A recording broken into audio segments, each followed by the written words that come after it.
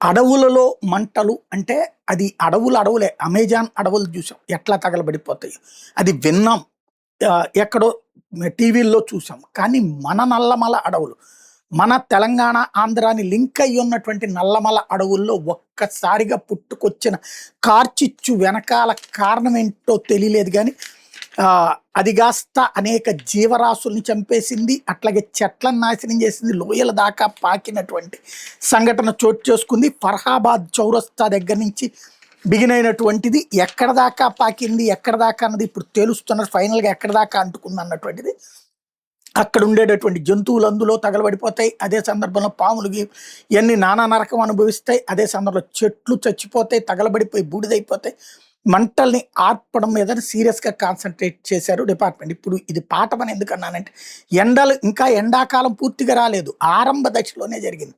కాబట్టి ఇప్పుడు అటవీ శాఖ ఎక్కడికక్కడ నీళ్ళని రెడీలో పెట్టుకొని, అగ్ని ప్రమాదాలు రాకుండా చూసుకోవాల్సిన అవసరం ఉంది.